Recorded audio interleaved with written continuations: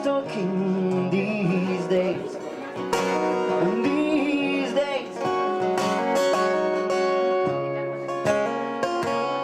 These days I seem to think a lot about the things that I forgot to do.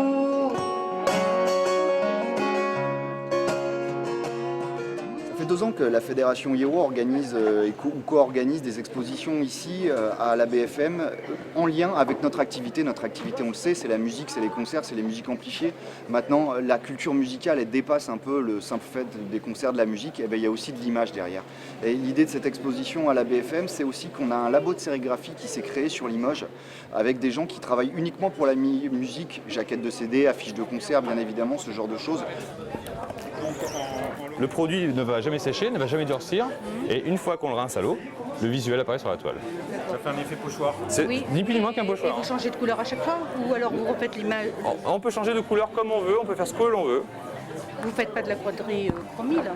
Non, là c'est un 2 couleurs. Là il y a 2 couleurs, mais si on avait 4 flashs, 4 planches. Voilà. Ça veut dire qu'il faut un cadre par couleur. La sérigraphie, c'était donc de pouvoir faire des petites séries finalement d'affiches ou de CD. Et en général, ça tombait bien puisque les artistes rock et les artistes de musique sortaient aussi des petites séries de disques parce qu'on s'adresse de temps en temps à des niches de public. On sait qu'on va en faire 200, 300, 400, 500. Et donc la sérigraphie est tout à fait adaptée à ça.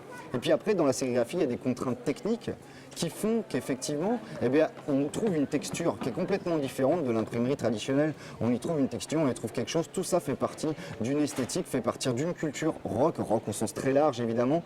Et c'est pour ça qu'aujourd'hui, on a voulu les mettre à l'honneur un petit peu sur cette exposition avec la BFM. Le collectif Terror Print, c'est juste le début. On a commencé ça il y a 1 an et demi. Ça vient du fait qu'on est tous musiciens ou qu'on a un label, qu'on gravite dans le milieu rock'n'roll, qu'on fait des choses, on organise des concerts, on est dedans. Et puis qu'on est passionné par le graphisme. Voilà. On a essayé de faire une exposition qui s'adresse à vraiment des gens novices. Le second panneau, par exemple, il explique le déroulement, comment ça marche. On a essayé d'enlever toute la technique et de faire quelque chose de très simple. Alors forcément, les sérigraphes ou les gens, les graphistes qui vont voir ça, ils vont rigoler, ils vont dire mais il n'y a même pas les vrais termes. Mais c'est pas grave, c'est destiné à des gens qui passent devant, qui ne connaissent pas, et que ça peut intéresser. Il s'avère qu'aux États-Unis, par exemple, chaque fois qu'on fait un concert, il y a une affiche sérigraphiée. Bon, en Europe, ça commence à le faire, puisque nous, on a fait quelques affiches pour Limoges, mais c'est assez rare. Mais ça commence à venir.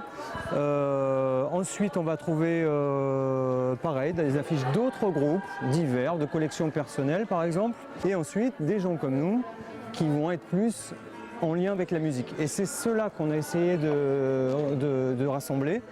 Et donc on va trouver plusieurs collectifs, Plateau de Mille Vaches, Feltin, voilà, qui sont dans le même créneau que nous, c'est-à-dire qu'ils vont travailler sur des pochettes de disques, des affiches, pour des groupes, des festivals, tout ce qui est en lien avec la musique en tout cas. Well, I don't think Clarice can order these days. These days.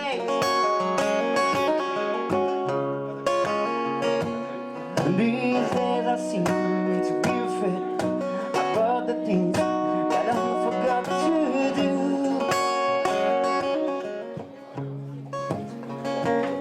Ooh.